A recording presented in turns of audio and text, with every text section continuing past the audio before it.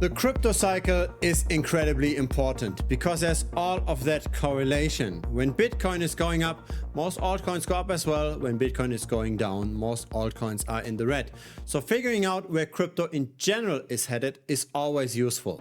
Now, there are a lot of smart people that have crunched the numbers. They tried to figure out in what kind of range is Bitcoin or is crypto in general trading. Not a single one of those models is perfect, but especially in combination, they do give an interesting picture. And so we're going to look at what I find are the most useful of those models. Now, this is the long-term power law of Bitcoin. It just connects the bottoms and the tops of the Bitcoin price over the very long term, and it works to a degree. Not perfectly, because we have overshot over here in the top in 2014 when Bitcoin hit $1,000, and we have not reached the top in 2021 where everybody expected us to go to 100K, which then took another 4 years to actually happen. But in general, it's a somewhat useful tool. It gives us at least an idea whether or not we are currently cheap or expensive or fairly priced. And currently, we are very close to just that linear regression fit line.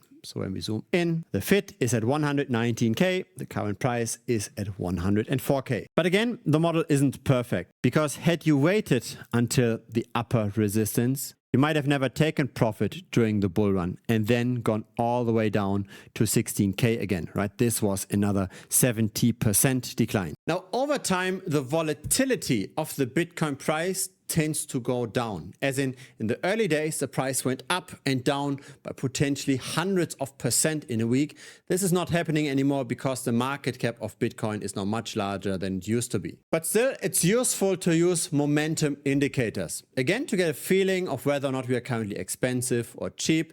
If we are shooting up very quickly in the Bitcoin price historically, we might be expensive. The most common of those indicators is the relative strength index, the RSI. So this is again the long-term Bitcoin price chart. It starts in 2010, where Bitcoin was just a few cents, and it goes all the way to today.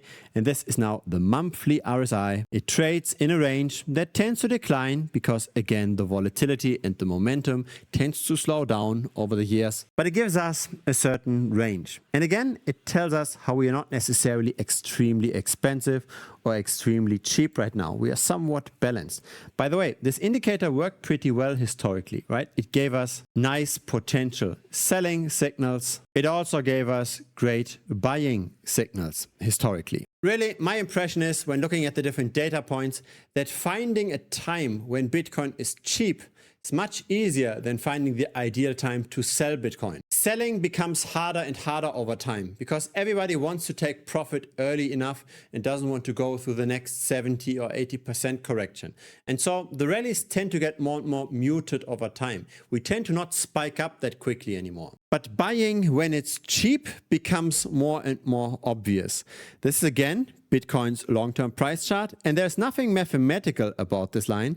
This is just a curved line that historically connected the price bottoms extremely well. And I don't think that's a coincidence. I think this is a self-fulfilling prophecy. As enough people look at similar kinds of charts, it's the price levels where we tend to bottom out. We're simply just very close to that line. Now, unfortunately, we have quite a way to go until Bitcoin is very cheap again. Either we crash down and then we are looking at a correction of potentially 50 to 60%, or we're just going sideways for the years to come. And then things would be very, very cheap. Unfortunately, those times where we get extremely cheap don't happen that often, only every few years. This current rally in Bitcoin is not driven by the masses. It's not like a lot of retail investors are still interested in crypto and that's what's driving up the crypto prices, it's what's driving up Bitcoin. Actually, the social metrics, as in, for example, the views on YouTube channels or the activity on Twitter, etc., that's at historical lows. When we look at the number of wallets that have at least one Bitcoin, that's also not growing for the last 2 years. We had very nice retail growth over a very long period of time, but Since Bitcoin hit those 16K after the recovery, we don't see that much more accumulation. Let's have a look at this peak over here. Bitcoin's price at the time was 42K. And of course, we've risen 2.5x since then. But the number of wallets that have won Bitcoin did not rise. It fell during that time. So where does this discrepancy come from? Why can the price 2.5x when there's no more person coming in? The answer is, of course, institutional buying. It's purchases through the Bitcoin ETF. It's purchases through Bitcoin treasury companies like MicroStrategy. The nice thing about those purchases is that they happen rather constantly, as in the balance doesn't go down. And so this is constant upwards pressure on the price. That was very different in the past, right? When Bitcoin rallied in the past, there were a lot of new retail investors entering the space. The market got really, really heated. And that then also created the vulnerability why Bitcoin was able to retrace that much. It's simply because so many short-term minded people entered the market. And when then Bitcoin doesn't grow that constantly anymore, those short-term speculators get spooked and sell and create the bear market. But right now, the people that are buying don't have that mindset. And so we can just hope that we will hit again those low prices for another buying opportunity. It's definitely not set in stone that history will repeat itself the same way it did in the past. It is very hard to value Bitcoin, right? What's the fair value of a Bitcoin? Should it be $100,000? Should it be $10,000? Should it be $1 million? What's the fair value? With stocks, we can estimate a fair value, right? We can see how much dividends do we get paid out in the future? What's a fair ROI? Thus, what should be the price of a stock? We can do the same for property. We can do the same for all cash flow generating assets. But for Bitcoin, we don't have that, unfortunately. Instead, what I believe is driving Bitcoin is psychology. As in, when the market as a whole is currently in losses, if everybody is giving up, if prices are crashing, then it's a good time to buy. It's potentially a good time to sell when everybody is massively in profit and has to then rebalance the portfolio, right? If you start out with, say, 10 or 20% Bitcoin allocation, and then Bitcoin does a 5x and all the other assets didn't move much, you might consider rebalancing. And that's then when the long-term holders sell, the short-term holders take over, and then we see the subsequent crash. But again, we do not know if the people that are currently accumulating Bitcoin will sell at any future point. But the reference price of the market, as in when are we currently in profit or loss, is always an interesting data point. So whenever the price is below the realized price, we definitely do want to buy. Now, right now, the realized price, the average cost basis is at $47,000. It was a great time to buy whenever we are below. Are we falling to that level very soon? Who knows? But it's interesting how we get very similar data points here, right? 47K for the realized price, 40K for this curved line, and 47K for the lower support of the long-term power law. We can also have a look at the profit and loss relative to the volatility. So that's the MVRVZ score. Again, finding the bottoms is comparatively easy. Finding out when to sell is not that easy. The MVRVZ score did not peak at similar levels to what we saw in the past. So a lot of people were not able to take profit at the 60K mark. Most people expected us to go to 100K. Here's another way to look at very similar data, the net unrealized profit and loss. When people are in loss in general, right, when we are in this green area, it makes sense to buy. When we are in euphoria greed mode, so when we are in the red area, so when the yellow line is in the red, we want to sell. Really, Bitcoin is an interesting system that moves money from the short-term holders, from the short-term speculative holders to the long-term holders. So historically, the long-term holders tended to hold very little Bitcoin when the Bitcoin price was elevated, and they tended to hold more Bitcoin when the Bitcoin price was rather low. And just because of that, we can say that long-term holders outperform short-term holders, right? Have a look at this. The green area shows how much of Bitcoin supply is held by the long-term holders. It's very, very low when the Bitcoin price is high, and it tends to be high when the Bitcoin price is low. So there is selling into a rally by the long-term holders, and there is accumulation in a bear market when the price is retracing. Interestingly enough, even though the Bitcoin price is very close to its all-time high, the long-term holders aren't selling. They actually are at historical highs. So there is quite a bit of optimism in the market, despite many indicators showing that we are just neutrally priced. Some might even say that we've got quite a bit of downside. Again, right, when we just look at the historical floor. Have a look at the price performance since the cycle lows. So The first cycle is in blue, the second cycle is in orange, the third in green, and our current cycle is in red. Every single cycle saw less performance compared to the prior cycle.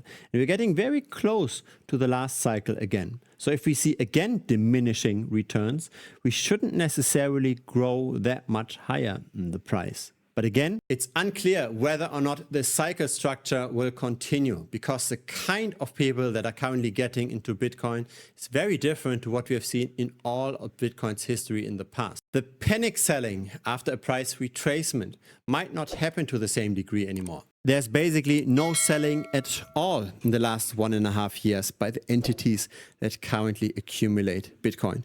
Maybe over the course of 1 or 2 weeks, but definitely not over the course of several months. Historically, whenever there was a halving, we tended to have very nice positive returns. So that's the vertical green lines on this chart. This time we also have positive performance, but it's not as pronounced compared to the past. Again, we might see diminishing returns. The market cap of Bitcoin grew over time. And this might be a transition period where Bitcoin moves from a speculative tech-like investment into a potential substitute for gold.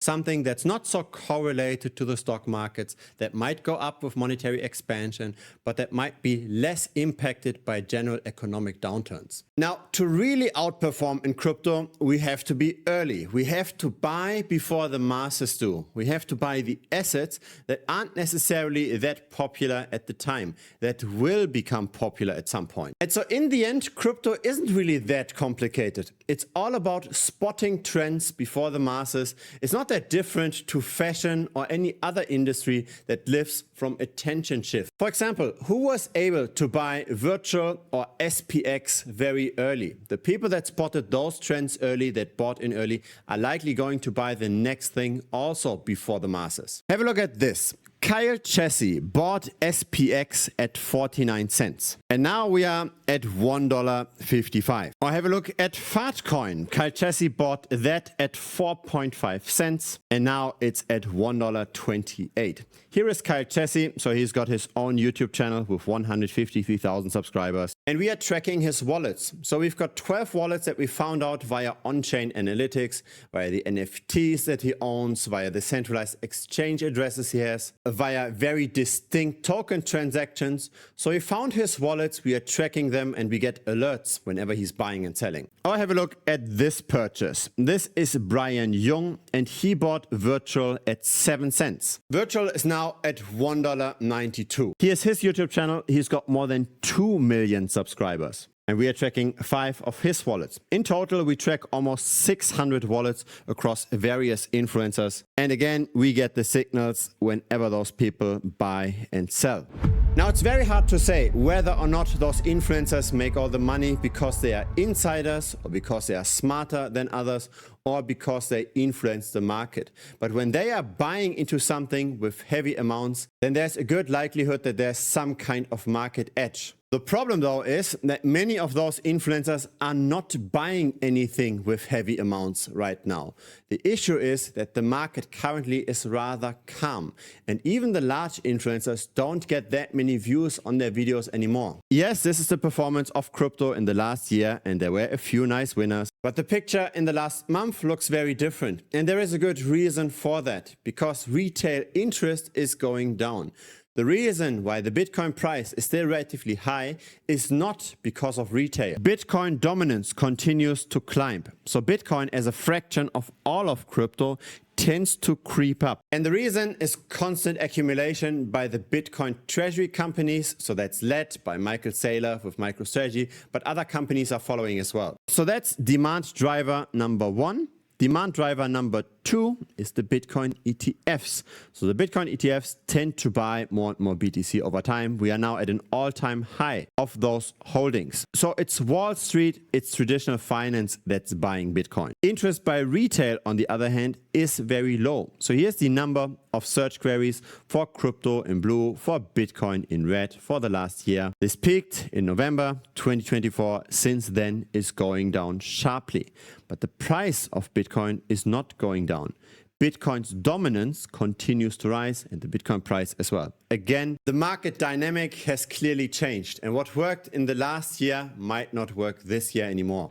And so I'm just fascinated how many people try the same approach even though the fundamentals are changing. A lot of people simply have a broadly diversified altcoin portfolio. They own 10, 20 altcoins, and then they wonder why they don't perform as well as Bitcoin does. If most altcoins underperform Bitcoin most of the time, if Bitcoin dominance is rising because it's Wall Street that's pouring money into the system and it's not the retail investor, then that's just logical, right? This is to be expected. We have to adjust our strategies, and I definitely did.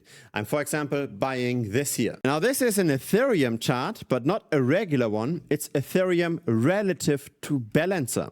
So I'm betting on a relative valuation. I'm betting on Balancer doing worse than Ethereum, and this can grow the portfolio extremely quickly. Again, most altcoins underperform Bitcoin and Ethereum most of the time, and that is because of tokenomics. The supply of most altcoins grows very, very quickly, and the demand doesn't grow as quickly because the number of altcoins is going up, and so there's more and more competition. But also, we need to see massive adoption usually. The supply grows very fast. So the number of Balancer tokens moved from 20 million all the way to 70 million in the span of 4 years. And the question is, can Balancer really grow that much quicker than Bitcoin? Or in this example, Ethereum? The answer obviously is no. And this is how it can make money in a market where the vast majority of altcoins is going down and where retail interest is still lackluster. Just have a look at the trades in our community recently. Most of those trades bet on falling prices, and that's the way to make money in the system. It's not necessarily trying to find the next 100x altcoin if there's no new people entering the space. We want to bet on altcoin devaluation, relatively speaking. Again, because there might not be another 100x altcoin in this market.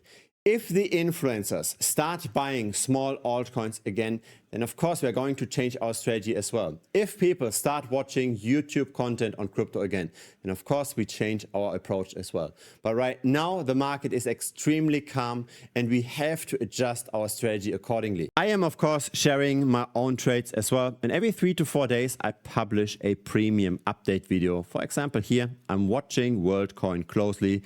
That was on the 26th of May. And then 4 days later, I closed the WorldCoin short. And so that's announced in a separate channel as well. And even though not every single one of my trades will end up in profit, you can feel free to just copy trade me.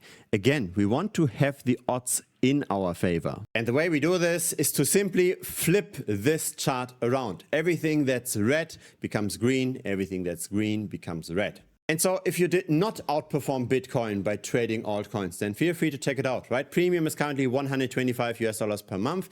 It's not 165, that's the price during the bull market, but you can lock in the current rate. So if you now sign up for 125, your rate will not increase. You have that forever. If you don't want to sign up via credit card, there's also the way to pay in crypto. The minimum duration for crypto payment is 3 months.